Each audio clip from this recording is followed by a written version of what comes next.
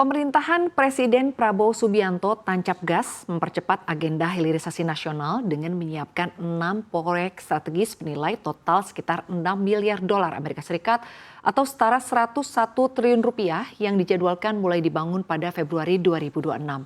Proyek-proyek ini mencakup sektor mineral, energi baru terbarukan hingga pangan. Langkah ini menjadi sinyal kuat komitmen pemerintah untuk mendorong industrialisasi, meningkatkan nilai tambah sumber daya alam, serta menarik investasi besar dari dalam dan juga luar negeri demi memperkuat ketahanan ekonomi nasional.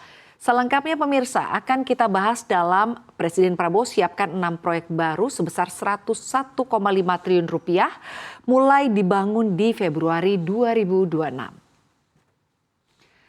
Pemerintahan Presiden Prabowo Subianto menyiapkan 6 proyek hilirisasi baru yang rencananya akan mulai dibangun pada Februari 2026 ini. Presiden menyiapkan dalam beberapa minggu lagi minimal harus ada 6 proyek hilirisasi yang dimulai atau mulai dibangun. Nilainya diperkirakan mencapai sekitar 6 miliar dolar Amerika Serikat atau setara dengan 101,05 triliun rupiah. Presiden Prabowo juga menegaskan bahwa Indonesia akan menerima investasi besar-besaran dari luar. Oleh karena itu, Prabowo meminta kepada para menteri kabinet untuk menyiapkan pasukan, baik itu manajemen yang bisa menjaga dan tentunya mengelola proyek-proyek hilirisasi tersebut. Sebelumnya, Menteri Investasi dan juga Hilirisasi Rosan Roslani mengungkapkan ada 6 proyek strategis hilirisasi yang akan dibangun di tahun ini. Rencananya akan dibangun secara bertahap mulai Januari 2026 ini. Pembangunan 6 proyek ini meliputi untuk pembangunan pengolahan bauksit, bioaftur, pabrik bioetanol, hingga fasilitas budidaya unggas. Lalu apa saja daftar proyek-proyeknya kita akan bahas di slide berikutnya. Ya, proyek yang pertama ialah PT Indonesia Asal Aluminium atau Inalum. Ini menargetkan proses konstruksi proyek smelter grade alumina refinery atau Mempawah fase 2 yang akan mulai dibangun pada 2026 ini. Nah, proyek ini pemirsa dikelola oleh anak usaha Inalum yakni PT Borneo Alumina Indonesia atau BAI. Head of Business Development and Strategy Inalum, Al Jufri mengatakan bahwa proses lelang untuk pengerjaan engineering, procurement, and construction proyek tersebut akan segera dilakukan di tahun 2026 ini.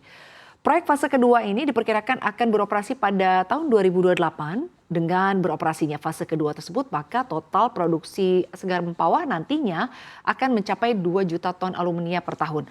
Al Jufri menyebut perusahaan saat ini tengah merampungkan proses final investment decision untuk proyek Segar fase 2 ini atau bergeser dari target awal November di 2025 lalu. Proyek Segar ini fase 2 merupakan ekspansi dari proyek Segar fase 1 yang juga akan berlokasi di Mempawah, Kalimantan Barat dan juga akan memiliki kapasitas produksi alumna hingga sebesar 1 juta ton per tahun dengan target operasi di tahun 2028. Jadi tahun 2028 harus sudah beroperasi ya. Di mana pengoperasian proyek Segar fase 1 dan 2 ini produksi alumna domestik akan meningkat sebesar 2 juta ton per tahun dengan penyerapan mineral biji bauksit hingga 6 juta ton per tahun. Tentunya pemirsa hal ini sejalan dengan rencana aksi korporasi Inalum dalam rangka meningkatkan kapasitas produksi aluminiumnya hingga mencapai sekitar 900.000 pemirsa. Ini sekitar 900.000 ton per tahunnya. Jadi ini target yang diharapkan bisa tercapai ya oleh PT Inalum sendiri. Sekarang kita bergeser ke slide berikutnya pemirsa, yakni ada daftar proyek hilirisasi terkait dengan fasilitas smelter grade alumna atau SGA dari bauksit. Ya, proyek kedua masih di daerah Mempawah Kalimantan Barat. Fasilitas smelter grade alumina atau SGA adalah pabrik pengolahan mineral bauksit menjadi alumina berkualitas smelter atau smelter grade alumina, di mana alumina merupakan bahan baku utama dalam industri aluminium yang kemudian diolah lebih lanjut menjadi aluminium logam. Nah, proyek ini sendiri rencananya memiliki nilai investasi pemirsa angkanya senilai 890 juta dolar Amerika Serikat atau angka ini setara dengan 14,9 triliun rupiah pemirsa. Nah, ini angka yang cukup fantastis di mana proyek ini juga menjadi salah satu dari 6 proyek hilirisasi strategis yang akan mulai dibangun di Februari 2026 sebagaimana yang disampaikan oleh Presiden RI Prabowo Subianto. Fasilitas smelter grade alumina merupakan bagian penting dari rantai industri aluminium nasional, di mana pabrik ini merupakan mengolah bauksit mentah menjadi alumina berkualitas smelter yang selanjutnya digunakan sebagai bahan baku utama dalam proses peleburan aluminium.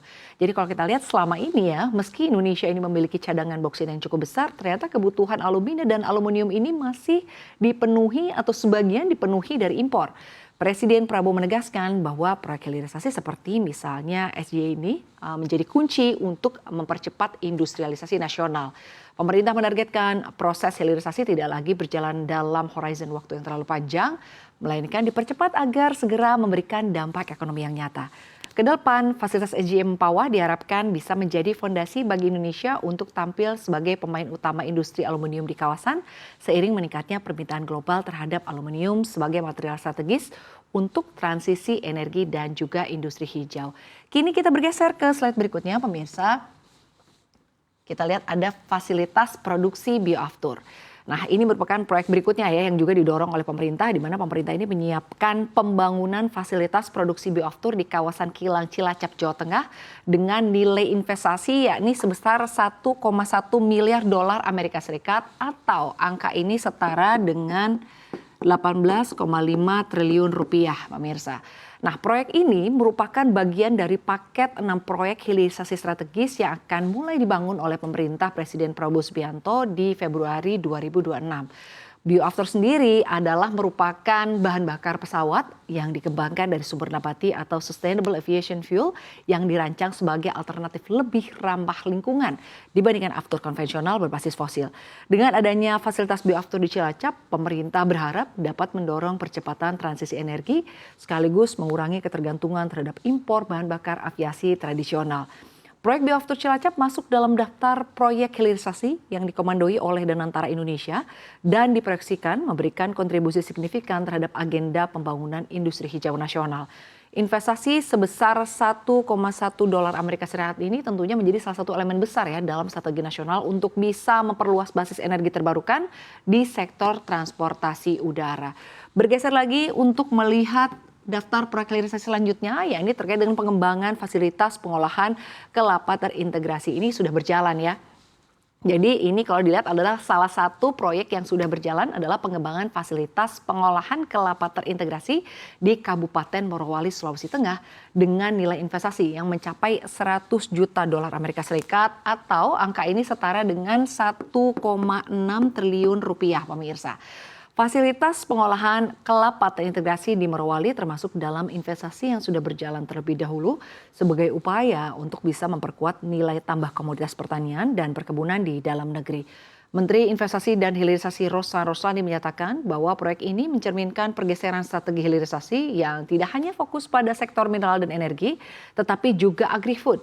Fasilitas pengolahan kelapa tersebut dirancang untuk mengolah buah kelapa hasil perkebunan lokal secara terintegrasi, mulai dari penerimaan bahan baku, pengolahan, hingga produksi produk turunan siap pasar. Proyek ini diperkirakan akan mampu menyerap hingga 500 juta butir kelapa per tahun dengan potensi menciptakan sekitar 10.000 lapangan kerja bagi masyarakat setempat dan juga sekitarnya. Pembangunan pabrik hilirisasi kelapa di Morowali diproyeksikan akan rampung pada pertengahan tahun 2026. Dengan kapasitas pengolahan yang besar, fasilitas ini diharapkan tidak hanya memenuhi kebutuhan domestik, tetapi juga bisa membuka peluang ya untuk bisa ekspor atau produk kelapa olahan ke pasar internasional yang tentunya semakin besar. Nah, selain meningkatkan nilai tambah komoditas lokal, proyek ini juga memiliki dampak ekonomi signifikan bagi para petani kelapa di Sulawesi Tengah dan daerah sekitarnya. Dengan adanya industri pengolahan di dalam negeri, hasil pertanian kelapa dipastikan tidak lagi diekspor mentah, sehingga negara dan petani mendapatkan nilai tambah yang lebih besar dari rantai pasok komoditas ini.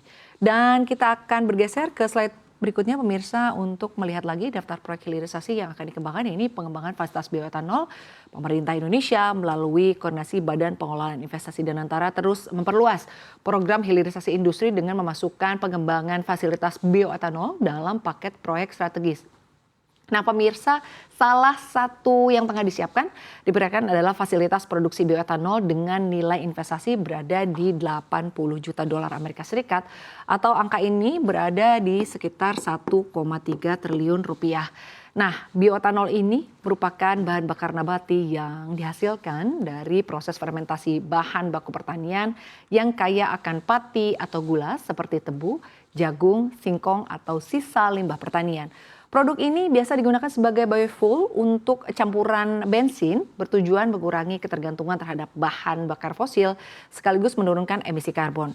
Proyek bioetanol ini menjadi salah satu upaya pemerintah untuk diversifikasi energi dan transisi menuju energi bersih.